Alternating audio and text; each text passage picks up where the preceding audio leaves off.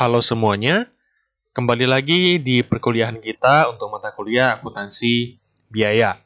Nah, kali ini kita akan masuk ke bab yang baru, ke materi yang baru, yaitu bab 7, metode harga pokok pesanan.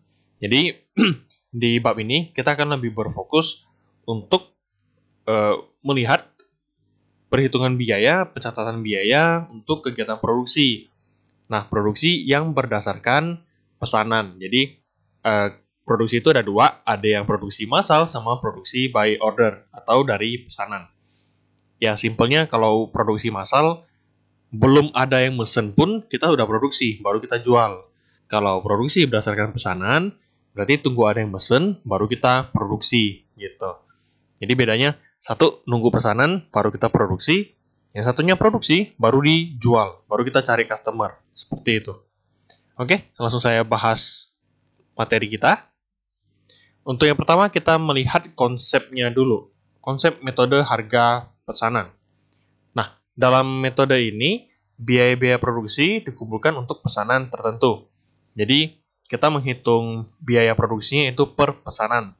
Misalnya pesanan yang A, biayanya berapa, pesanan B, biayanya berapa, pesanan C, biayanya berapa. Oke, contohnya itu perusahaan-perusahaan apa aja sih yang menggunakan metode harga pokok pesanan? Yaitu seperti perusahaan percetakan. Kalau kalian lihat, perusahaan percetakan, mereka tidak ada yang cetak dulu baru jual. Ya pasti dong. Pastinya kita pesan dulu by request, by order. Oh, saya mau cetak.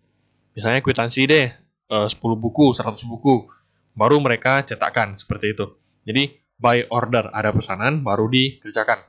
Atau contoh lainnya seperti mebel. Mebel bisa dua sih ya. Bisa dia produksi dulu baru dijual, atau bisa aja by order, di custom. Jadi, ada permintaan dari klien, baru dibikinkan. Nah, kemudian seperti catering, usaha catering. Kalau catering udah pasti, kita pesennya berapa piring, ya mereka siapinnya berapa piring. Seperti itu. Jadi, kalau catering itu by order.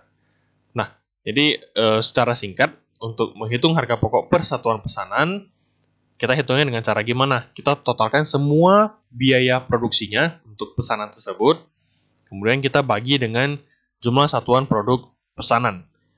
Jadi contoh cateringnya simple. Kita ada customer yang pesan 500 piring. Oke, berarti kita hitung total biaya kita untuk menyediakan makanan sebanyak 500 piring berapa? Misalnya total biayanya berapa ya? 30, misalnya 10 juta. Berarti 10 juta kita bagi dengan 500 piring. Nah, kita dapatlah satu piring harganya berapa, seperti itu. Misal 10 juta, kita bagi 500 piring. Berarti satu piring berapa? Berarti satu piringnya memakan biaya sebesar 20.000. Nah, kalau kita udah tahu nih, oh 20.000 nih biayanya. Berarti kita salah satu fungsinya apa? Yaitu kita bisa dari biaya ini, dari analisa biaya ini, kan total biayanya satu piring 20.000 nih. Nah, dari informasi tersebut, kita bisa menentukan harga jual kita. Misalnya kita mau jual 25.000. Berarti cuannya kita atau margin labanya kita itu ada 5.000 rupiah per piring. Ataupun kita mau set lebih tinggi nih, saya mau jualnya dua kali lipat nih. Berarti jual 40.000. Nah, jadi informasi tersebut akan berguna untuk penentuan harga jual. Itu salah satu fungsi dari harga pokok pesanan. Oke, kita lanjut. Nah, karakteristik usaha perusahaan untuk yang usahanya menerima pesanan by order. Oke. Nah, biasanya proses pengolahan produk terjadi secara terputus-putus. Karena dia by order, kadang kalau ada orderan ya produksinya banyak. Kalau tidak ada orderan ya pasti produksinya lebih sedikit. Maka dari itu di sini dikatakan terputus-putus kegiatan produksinya. Oke. Kemudian produk dihasilkan sesuai dengan spesifikasi yang ditentukan oleh pemesan. Jadi klien kita, customer kita, pemesan kita maunya yang seperti apa ya, kita bikinkan sesuai spesifikasi yang mereka tentukan, yang mereka mau. Oke. Kemudian, kegiatan produksi ditujukan untuk memenuhi pesanan customer. Jadi sekali lagi, ini bukan produksi massal, melainkan produksi by order. produksi berdasarkan pesanan. Oke, kemudian karakteristik metode harga pokok pesanan. Jadi, saya bacakan yang di screen. Perusahaan memproduksi berbagai macam produk sesuai dengan spesifikasi pemesan. Tadi sudah disebutkan. Kemudian, setiap jenis produk perlu dihitung harga pokok produksi secara individual. Oke, maksudnya si biaya produksi itu kita harus hitung per pesanan. Jadi akan kita tahu, oh pesanan si A habiskan biaya kira-kira sekian. Oke, untuk biaya produksi itu sendiri terdiri dari dibagi menjadi dua, yaitu biaya produksi langsung. Produksi langsung berarti terdiri dari biaya bahan baku dan biaya tenaga kerja langsung. Kemudian biaya produksi tidak langsung itu terdiri dari BOP. Itu aja sih, itu untuk istilahnya aja. Oke, kemudian manfaatnya. Nah, seperti tadi, manfaat dari kita menghitung harga pokok per pesanan. Yang pertama untuk menentukan harga jualnya. Kayak tadi, satu piring kita biayanya 20.000. Ya udah, berarti kita set harga jual misalnya 30.000, ada cuan 50%. Berarti harga jual yang kita set adalah 30.000. Ataupun mau lebih tinggi, mau lebih rendah dikit, ya terserah. Intinya kita tahu dulu biaya produksinya berapa, agar kita tidak salah menentukan harga jual. Jangan sampai kita kira, oh pasti untung lah. Tapi kamu tahu nggak biaya produksimu berapa? Nggak tahu. Nah, berabe dong.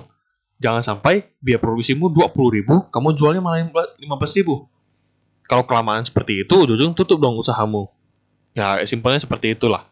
Jadi, penting untuk mengetahui harga pokok per pesanannya kita untuk keperluan penentuan harga jual. Kemudian, mempertimbangkan penerimaan atau penolakan pesanan. Sama, kalau misalnya sekiranya harganya masuk, kita ambil. Harganya nggak masuk, ya udah. Contoh, catering sekian. Balik lagi deh. Biayanya kita 20.000. Orangnya bilang, boleh gak dengan makanan yang sama, satu piringnya hitung saya dong, 18.000.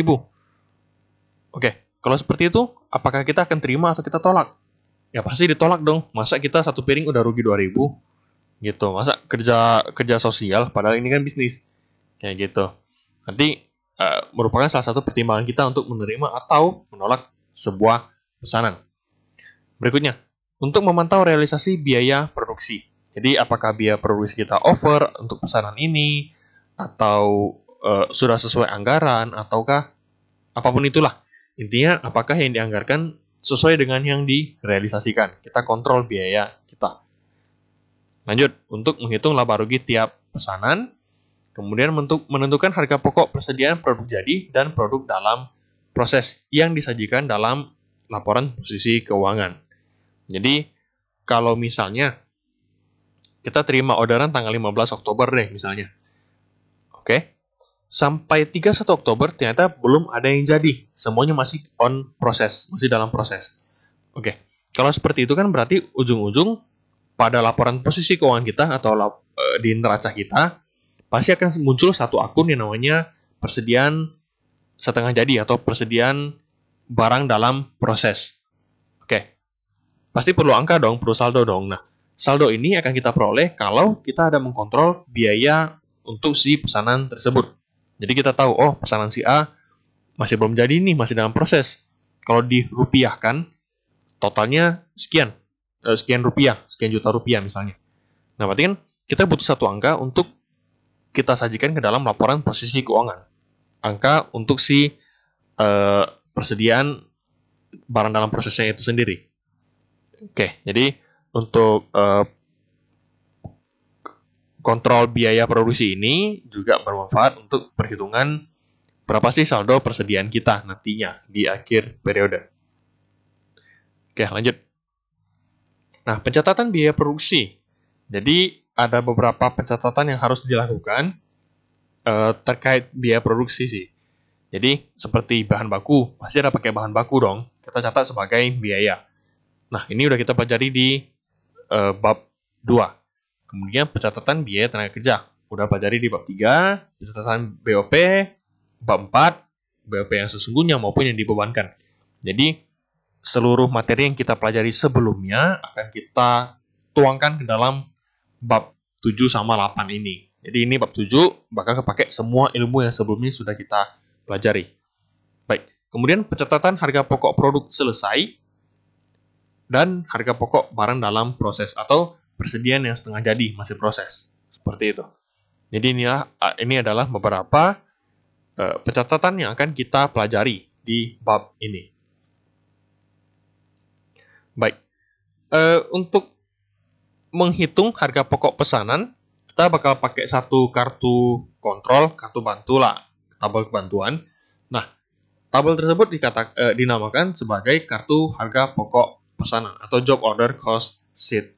Oke, jadi di tabel tersebut kita mengkontrol untuk semua biaya terkait pesanan tersebut. Jadi pesanan A, biayanya apa aja, pesanan B, biayanya apa aja. Kita rekap semua biayanya ke dalam tabel tersebut. Kita ringkas semuanya ke dalam tabel tersebut. Oke. Baik, bagian B kita akan lihat format harga pokok pesanan. Kartu harga pokok pesanannya seperti apa. Format yang pertama seperti ini. Jadi dimulai dengan judulnya, kemudian ada nama pemesan, tanggal pesanan, nomor pesanan, tanggal selesai. Oke. Kemudian ada 3 biaya utamanya, yaitu bahan baku, tenaga kerja, dan BOP.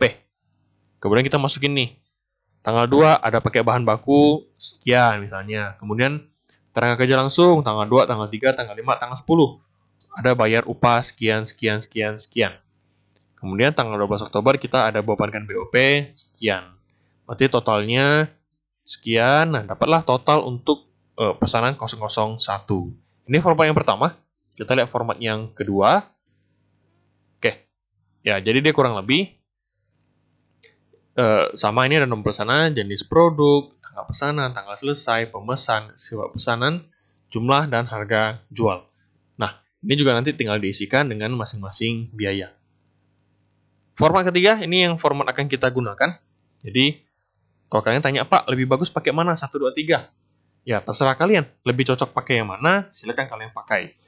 Namun, saya tekankan untuk perkuliahan ini, agar semuanya seragam, kita pakai format yang ketiga ini ya. Jadi, kita pakai format ini agar semuanya sama.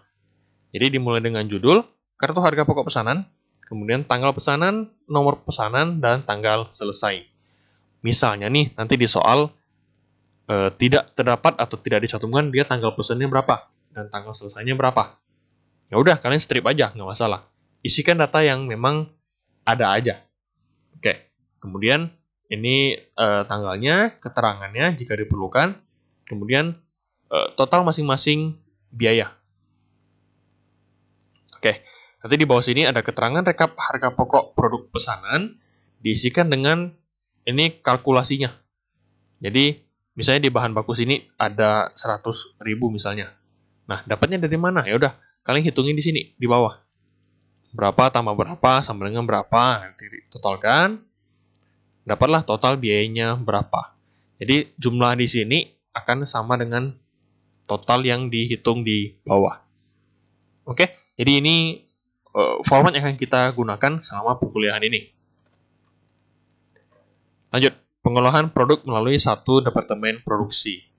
Oke, ini akan agak panjang, jadi kita membahas mengenai jurnal-jurnal yang sebelumnya dari awal semester sudah kita pelajari sampai sekarang. Kita rangkum jadi satu cerita yang cukup panjang. Oke, ingat ini pengolahan produk melalui satu departemen produksi. Nanti di bagian yang D itu melalui lebih dari satu departemen produksi. Ada yang berbeda. Kita bahas yang satu departemen produksi dulu. Oke, kita langsung masuk ke soal. Jadi, perhatikan baik-baik masing-masing rincian dari soalnya. Oke, saya mulai. Ada PT Apple berproduksi atas dasar pesanan. Baik, pada tanggal 3 Januari 2020 terdapat persediaan sebagai berikut. Yang pertama, persediaan barang jadi. Berarti barangnya sudah jadi. Sudah bukan proses produksi lagi, melainkan barangnya sudah jadi. Pesanan nomor 30, total biayanya itu 300.000. Oke, ini harga pokok produksinya berarti. Kemudian pesanan nomor 31, 312.000. Oke, berarti itu total biaya yang dikeluarkan untuk masing-masing pesanan. Lanjut, persediaan barang dalam proses, berarti yang masih diproses. Ada satu aja, yaitu pesanan nomor 32. Nah, total biaya yang sudah dikeluarkan yaitu Biaya bahan baku 42.000, tenaga kerja 60, BOP 90.000. Sehingga persediaan barang dalam proses sebesar 192.000 untuk pesanan nomor 32. Perlu dicantumkan pesanan nomor 32. Oke. Keterangan aja. Pesanan nomor 32 itu pesanan atas kursi PT Orange sebanyak 100 unit. Kemudian harga jual pesanan nomor 30 dan 31 adalah 120% dari harga pokok produk. Misalnya total biayanya di nomor 30 itu 300.000 nih. Berarti 120% dari harga pokok produk. Berarti harga jualnya adalah 300.000 kalikan 120%. Sama dengan 360.000. Berarti itu harga jualnya. Begitu juga untuk yang nomor 31 nanti kalikan aja sama 120%. Oke. Kemudian ada keterangan untuk penghitungan tarif BOP. Jadi tarif BOP didasarkan pada anggaran BOP sebesar 2.400.000 dengan dasar pembebanan jam kerja langsung sebesar 6.000 jam. Berarti kalau menghitung tarif kan tinggal dibagi aja nih. 2.400.000 bagi 6.000 sama dengan Rp400 per jam. Tarif BOP dipakai untuk apa? Dipakai untuk pembebanan BOP. Oke. Jadi nanti bakal kita ada perhitungan pembebanan BOP untuk pesanan yang baru. Baik, di sini ada beberapa transaksi selama bulan Januari. Jadi nomor 1 ada beli bahan baku sama bahan penolong secara kredit. Kedua, menerima pesanan. Ketiga, pesanan nomor 30 dan 31 diserahkan kepada pemesan dan langsung dibayar tunai. Berarti simpelnya pesanan 30 sama 31 kita jual. Nah, di sini pemakaian bahan baku, kemudian pembayaran gaji dan upah langsung, ini pembayaran gaji dan upah tidak langsung, asuransi pabrik, biaya listrik, penyusutan, tambahan biaya, pembebanan BOP 33 dan 34, ini yang pakai tarif BOP tadi. Kemudian pesanan 33 kita jual, pesanan 32 kita jual. Oke, tugas kalian diminta untuk bikin ayat jurnal penyesuaian, ayat jurnal untuk masing-masing transaksi. Baru kemudian bikin kartu harga pokok pesanan. Untuk pesanan 32, 33, dan 34. Oke, kita bahas satu-satu dari jurnal dulu. Baik, dari yang paling pertama, di sini dikatakan membeli bahan baku dan bahan penolong masing-masing 1.020.000 dan 60.000. Oke, karena kita beli, ini kan beli ya, bukan pakai. Kita beli bahan baku dan bahan penolong. Berarti kita catat atau kita bukukan masing-masing pembelian tersebut ke persediaan. Oke, berarti persediaan bahan baku kita bertambah sebelah debit, persediaan bahan penolong 60.000 di sebelah debit, dan pada hutang dagang 1.080.000. Karena ini secara kredit. Oke, lanjut. Poin kedua, menerima pesanan nomor 33, yaitu 120 unit meja kantor, harga jualnya 300.000, kemudian menerima pesanan nomor 34, 96 unit lemari, harga jualnya 360.000. Ini harga jual total ya. Oke, nah jurnalnya apa? Jurnalnya no entry. Kita baru menerima pesanan, yang berarti tidak ada jurnal apa-apa. Oke, lanjut. Nomor 3, pesanan nomor 31 dan 30 dan 31 diserahkan kepada pemesan dan langsung dibayar tunai. Oke, berarti jurnalnya gimana? Nah, jurnalnya pesanan nomor 30 sama 31. Kalau kalian cek di soal tadi di bagian keterangan, ada dikatakan kita punya persediaan barang jadi untuk pesanan nomor 30 dan 31. Totalnya berapa? Nah, untuk yang 30 tadi persediaan barang jadinya 300.000, kemudian 31 itu 312.000. Maka jika ditotalkan itu 612.000. Nah, untuk penjualannya itu sendiri di soal tadi dikatakan harga jualnya itu 120% dari harga pokok produk. Jadi di sini dikalikan aja, maka dapatlah total penjualan kita 734.400. Ya, berarti yang kita jurnal, ini yang kita jual nih, dan langsung dibayar tunai. Berarti kita dapat duit. Berarti kas bertambah pada penjualan. 734.400, 734.400. Kemudian satu jurnal lagi. Nah, kalian ingat-ingat, kalau jurnalnya seperti ini itu periodik atau perpetual ya? Ya, jadi kalian cek kembali ini metode periodik atau perpetual. Diingat kembali, ini materi PA1 ada, PA2 juga ada. Oke. Jurnal yang kedua, ini jurnal yang pertama, kas pada penjualan. Ini jurnal yang kedua, HPP 612.000 pada persediaan barang jadi 612.000. Seperti itu. Oke, jadi yang satunya kita menjurnal penjualan kita, satunya kita menjurnal HPP kita atau total biaya atau total modal untuk barang yang kita jual. Oke, lanjut. Poin keempat, ada pemakaian bahan baku selama bulan Januari sebagai berikut. Nomor 33 84.000, nomor 34 102.000. Nah, jurnalnya gimana? Jadi kalau ada pemakaian bahan baku, nanti kita mendebet barang dalam proses 186.000. Oke, barang dalam proses kita yang bertambah. Karena ya iya, bahan baku kita berkurang. Dipakainya kemana? Dipakai untuk kegiatan produksi. Berarti kan menambah persediaan kita. Namun persediaan kita belum jadi nih, makanya kita jurnal ke barang dalam proses strip BBBL, biaya bahan baku langsung. Kreditnya berarti persediaan kita berkurang. Ya, persediaan bahan baku kita berkurang. Lanjut. Transaksi yang kelima, yaitu gaji dan upah langsung yang telah dibayarkan untuk pesanan nomor 33 itu 84 jam, 1 jamnya 1.200, kemudian nomor 34 atau pesanan 34, 98 jam, 1 jamnya 1.200. Jadi nanti kalian hitung ini totalnya berapa. Nah, ingat kita kembali ke bab 3. Kalau kalian ingat-ingat, ada 4 tahapan untuk pembayaran gaji. Jadi tahap pertama kita mencatat, kita bebankan dulu ke dalam barang dalam proses. Nah, maka di sini kita jurnal nih.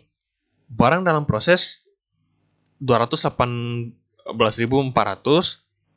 sebelah debit pada beban gaji dan upah.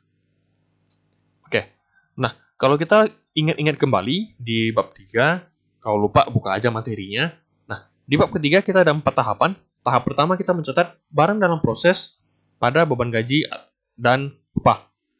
Kemudian tahapan kedua, beban gaji dan upah, sebelah debit kita mengkredit utang gaji. Oke, karena ini langsung dibayarkan, jadi tahapan keduanya saya skip. Jadi anggapannya kita tidak mencatat itu sebagai hutang, melainkan langsung dibayar tunai. Berarti tahapan kedua kita tidak perlu mencatatnya lagi. Jadi nggak perlu beban gaji pada utang gaji. Oke. Jadi yang perlu kita jurnal adalah pertama kita bebankan itu barang dalam proses pada beban gaji. Kemudian kedua untuk mencatat pembayaran gaji dan upah pesanan nomor 33 dan 34. Berarti kita cukup menjurnal beban gaji pada kas. Ya, jadi secara kalau kita lihat, kalau bandingkan dengan bab 3, tahapan pertamanya udah sama nih kayak bab 3. Oke. Namun bedanya adalah tidak ada tahapan kedua. Jadi kita tidak menjurnal beban pada utang, melainkan langsung loncat ke pembayaran, langsung beban gaji pada kas, seperti itu. Jadi sekali lagi kenapa seperti itu? Karena ini langsung dibayarkan tunai. Jadi tidak dicatat ke utang dulu. Jadi dari BDP ke beban gaji, langsung dicatat lagi beban gaji pada kas. Bukan utang gaji pada kas, karena tidak diakui sebagai hutang. Oke, saya lanjut.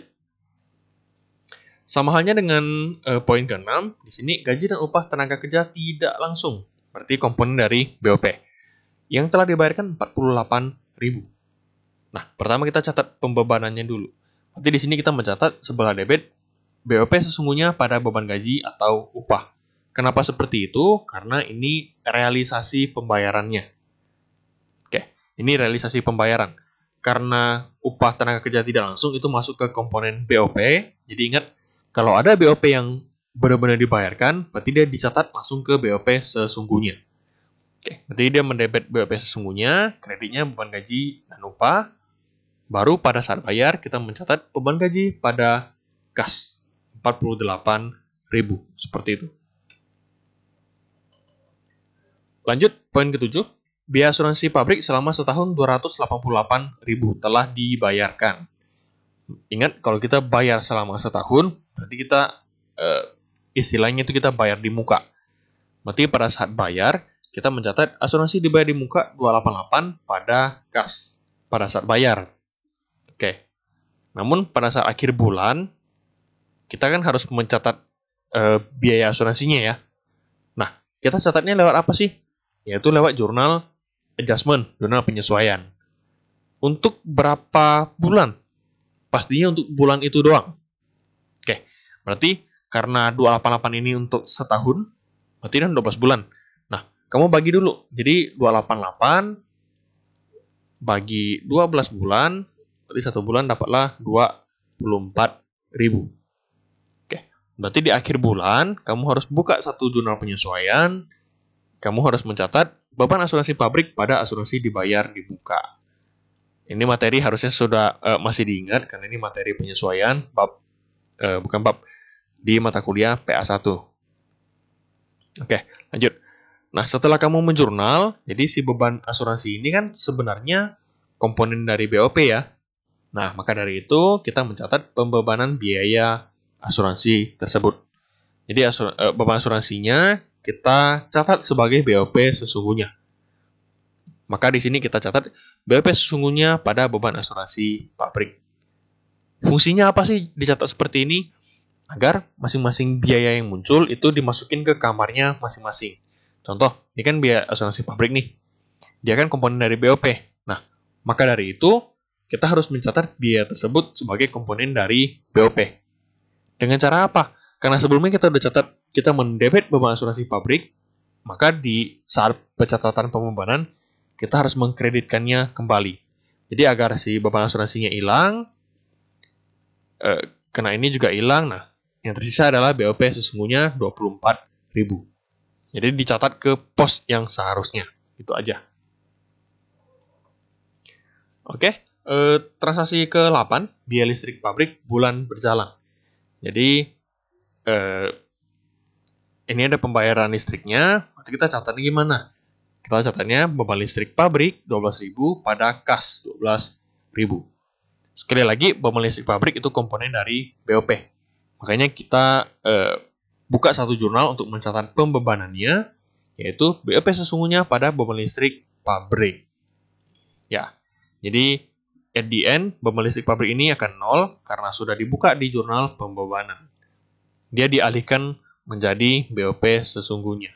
Gitu. Jadi, ada BOP apapun, semuanya harus dicatat ke BOP sesungguhnya. Jika ada realisasi pembayaran untuk BOP ya, untuk komponen BOP. Jadi akan dicatat ke BOP sesungguhnya. Oke, lanjut. Nomor 9, transaksi 9, biaya depresiasi atau biaya penyusutan per bulan untuk gedung dan mesin. Masing-masing 60.000 dan 48.000. Ingat kalau bangunan, kalau gedung, kalau kita susutkan, kita catat ke beban penyusutan bangunan. Jangan beban penyusutan gedung, itu nggak ada. Ya, ini untuk merefresh saja. Berarti, untuk mencatat penyusutannya, jurnalnya gimana? Ya, pasti beban penyusutan pada akumulasi penyusutan. Ini kalau kalian ingat, itu dicatatnya di jurnal penyesuaian. Oke, berarti kita mencatat beban penyusutan bangunan 60.000, beban penyusutan mesin 48.000, pada akumulasi penyusutan bangunan 60.000, dan akumulasi penyusutan mesin 48.000. Oke, sekali lagi, beban penyusutan ini komponen dari BOP, maka kita harus buat satu jurnal lagi untuk mencatat pembebanannya. Jadi kita mengkreditkan beban penyusutan bangunan sama si mesin, dan kita mendebitkan BOP sesungguhnya. Oke, lanjut. Poin ke-10, ada tambahan biaya penyelesaian pesanan nomor 32. Bahan baku sekian, tenaga kerja langsung sekian, BOP sekian. Oke, berarti karena ada tambahan biaya penyelesaian, otomatis biaya si pesanan 32 makin gede dong. Nah, karena itu berarti kita harus menambahkan nominal atau saldo persediaan kita. Lebih tepatnya persediaan barang dalam proses. Berarti karena ada tambahan biaya, maka sebelah debit kita jurnal barang dalam proses 54.000. Nah sebelah kredit nih, itu tergantung masing-masing biaya. Kalau bahan baku, berarti kan kalau misalnya bahan baku dipakai kan muncul biaya nih. Nah berarti kita mengkreditkan si persediaan bahan baku. Hal ini bisa diingat kembali di jurnal yang di bab 4. Jadi di bab 4 kita ada mencatat BOP sesungguhnya. Nah, cara pencatatan BOP sesungguhnya gimana? Nah, seperti ini. Jadi, sebelah kredit kita mengkreditkan masing-masing akun berdasarkan transaksinya. Ya, salah satu contohnya kalau misalnya bahan baku, berarti persediaan bahan baku. Kalau misalnya tenaga kerja langsung, ingat sebelah sebelah kredit berarti kita mengkredit akun beban gaji dan upah. Untuk BOP kita mengkreditkan BOP yang dibebankan. Seperti itu. Ya, bagian debitnya itu barang dalam proses. Lanjut. Pembebanan BOP untuk pesanan nomor 33 dan 34 berdasarkan jam kerja langsung. Baik. Pesanan nomor 33 dan 34, jam kerja langsungnya berapa sih? Kita lihat tadi secara tidak langsung kita sudah tahu berapa jam kerja langsungnya mereka masing-masing. Oke, di sini nih di poin kelima.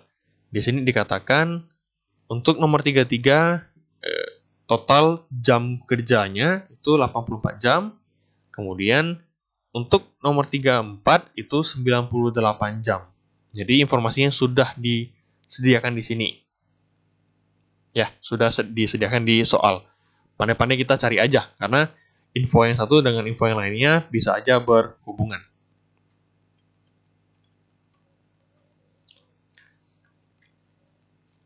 Oke, nanti tadi 84 jam sama 98 jam. Tarif BOP-nya berapa? Lihat kembali di soal, tadi sudah kita hitung. Tarif BOP-nya itu Rp400. Kalian kalikan, kemudian ditambahkan, berarti total 72.800.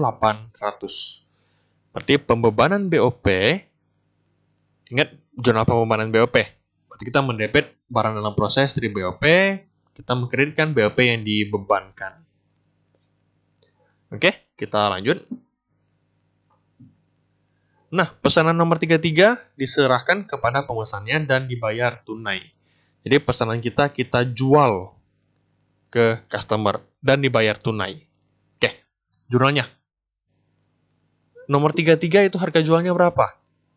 Kamu cek di soal tadi, kamu cek sendiri ya, saya tidak arahkan. Di soal sudah disediakan angka penjualan atau harga jual si pesanan nomor 33. Oke, nominalnya berapa? Yaitu 300.000. Berarti kita menjual kas pada penjualan 300.000. Lanjut, kita menjual harga pokok penjualan pada persediaan barang jadi 218.400. Dapat dari mana aja sih? Nah, kita lihat untuk pesanan 33. Cara ceknya gimana? Simple. Kamu lihat dari poin 1 sampai poin 11, mana yang ada mendebit akun barang dalam proses.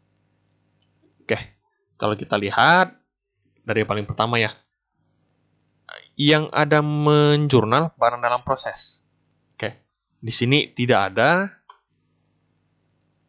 Nah, di sini nih ada barang dalam proses nih. Oke, tadi yang dijual berapa? Pesanan nomor berapa? Pesanan nomor 33 sama 32. Berarti 33 dulu. Kita fokus untuk yang 33 ya. Oke. Pesanan nomor 33. Baik, di sini berarti ada akun barang dalam proses. Nah, untuk pesanan nomor 33, total biayanya berapa? Yaitu Rp84.000. Berarti masukin 84.000. Lanjut. Ada akun barang dalam proses lagi nggak untuk yang lain?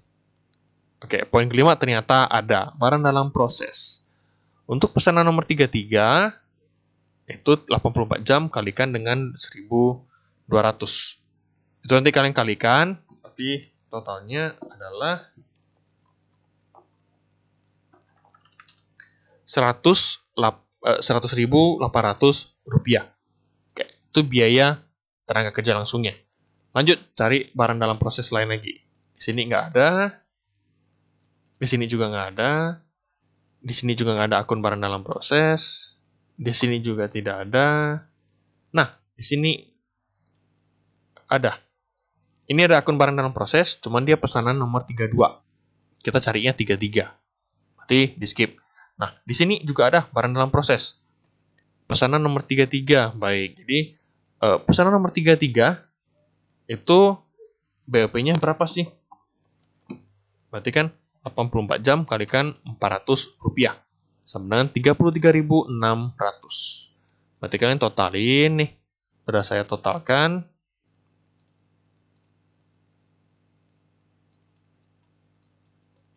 Berarti total biaya untuk si pesanan nomor 33 adalah 218.400. Berarti itu harga pokok produksinya. Oke, itu harga pokok produksi. Nah, berarti kalau seperti itu, harga pokok produksi juga sama dengan harga pokok penjualan. Karena dia by order. Jadi harga pokok penjualannya sama dengan harga pokok produksi. Oke, berarti 218.400. Jurnalnya seperti ini. Oke, lanjut. Pesanan nomor 32 diserahkan kepada pemesan dengan harga jual 300.000. Berarti jurnalnya sama. Kita menjual kas pada penjualan 300.000. Nah, kemudian jurnal yang kedua adalah HPP pada persediaan barang jadi 246.000. Dapat dari mana aja? Coba kita lihat satu persatu. Jadi pesanan nomor 32. Nah, pesanan nomor 32. Baik. Pesanan nomor 32 sebelumnya di awal soal ternyata dia sudah kita produksi sebelumnya, namun belum jadi. Jadi masih tertampung pada persediaan barang dalam proses. Nah, total biayanya sampai dengan soal ini adalah 192.000. Jadi total biayanya itu 192.000. Nah, kita lihat dari transaksinya. Ada penambahan biaya gak? Untuk pesanan nomor 32. Di sini tidak ada. Di sini juga tidak ada pesanan nomor 32. Di sini juga tidak ada. Di sini juga tidak ada. Ini juga nggak ada. Ini juga nggak ada. Oke. Ternyata ada nih. Biaya tambahan untuk pesanan nomor 32. Totalnya berapa? 54.000. Masuk ke barang dalam proses. Oke. Jadi, semua yang masuk barang dalam proses, otomatis nanti bakal dicatat ke persediaan barang jadi. Yang jika terjual, nanti bakal dicatat sebagai harga pokok penjualan. Oke. Jadi, kita tambahin nih. Cuman 2 aja biayanya. Berarti 192.000 plus biaya tambahan 54.000. Sama dengan harga pokok produksi atau harga pokok penjualannya 246.000. Oke, jadi jurnalnya seperti ini. Berarti selesai untuk si jurnal. Lanjut, kalian diminta untuk bikin kartu harga pokok pesanan. Oke, jadi diminta untuk bikin job order cost sheet. Pakai format yang ketiga, ingat. Nah, formatnya seperti ini, tanggal pesanan dikosongin karena tidak ada. Tanggal selesai juga dikosongin karena tidak ada. Kalau ada ya diisi. Nomor pesanan 32. Di soal diminta untuk bikin yang 32, 33 sama 34. Oke. Tanggal karena kita tidak ada tanggal dikosongin, keterangan juga dikosongin. Bahan baku langsung 66.000. Dapat dari mana? Oke, kita lihat dapatnya dari mana.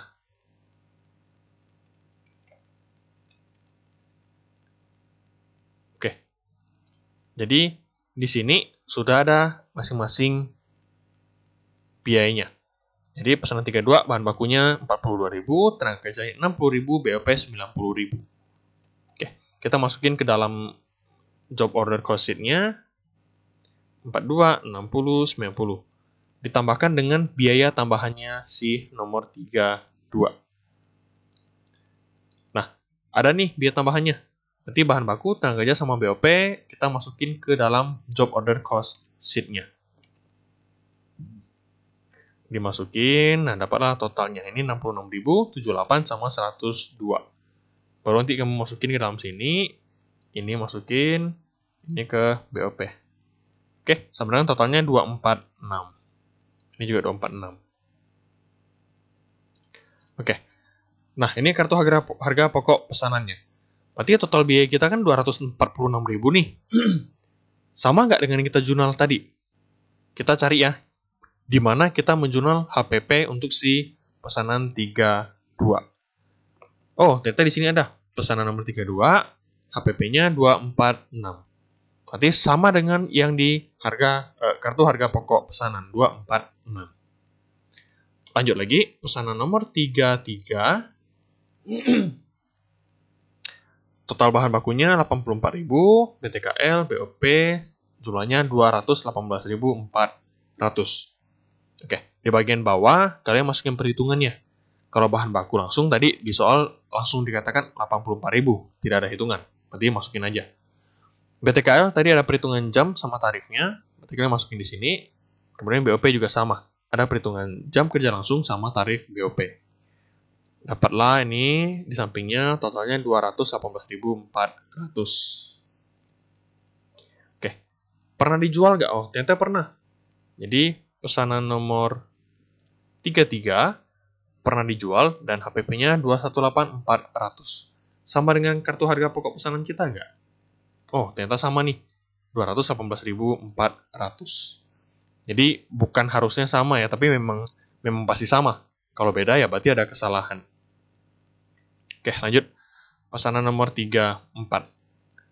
Ini sama juga, dimasukin, cara hitungnya dapat sekian, totalnya 258.800. Oke, jadi masing-masing biaya ini nanti dimasukin ke dalam tabel. Gitu aja. Oke, untuk pesanan nomor 34 kita tidak bisa cocokin ke jurnal karena di soal kita tidak ada transaksi penjualan untuk pesanan nomor 34. Yang penting kalian cermati, nanti di jurnal kita yang ada kita jurnal ke barang dalam proses apa aja ya. Nah, semua yang dijurnal ke barang dalam proses, maka otomatis akan muncul di kartu harga pokok pesanan. Gitu aja. Oke, jadi video ini sampai di sini. Materinya belum selesai, namun saya penggal jadi 2 bagian, jadi 2 part. Jadi agar lebih mudah memahami, agar lebih tidak terlalu padat, jadi saya pisah menjadi 2 video. Baik, untuk video yang pertama, part yang pertama, saya bahas sampai di sini. Nanti part yang kedua, kita akan bahas gimana sih kalau produksinya itu menggunakan atau melalui lebih dari 1 departemen produksi. Seperti itu. Oke, jadi kalian cermati dulu dengan baik, kok jurnalnya kayak gini, kok kayak gitu sih. Kalian flashback lagi, dulu PA1, PA2, kemudian plus materi AK biaya dari awal semester sampai sekarang, itu kayak gimana sih penjurnalannya? Mungkin ada yang udah lupa nih, oh AJP dulu kayak gimana ya, udah. Berarti tugas kalian adalah kalian merefresh kembali ingatan kalian, merefresh kembali ilmu kalian baca kembali, agar kalian kembali paham deh. Dulu jurnalnya kayak gimana ya? Oh, AJP kayak gini ternyata. Ya gitu. Jadi nggak buta-buta amat lah, masih ada gambaran lah, setidaknya seperti itu. Oke ya, jadi dipahami aja, dipahami lagi, dicerna dengan baik pembahasannya kata per kata. Jika dirasa ada yang kurang dipahami, ada yang bingung, ada yang ambigu atau apapun itu, silakan ditanyakan. Oke, videonya saya akhiri sampai di sini. Semoga apa yang saya bahas dapat bermanfaat. Baik, terima kasih.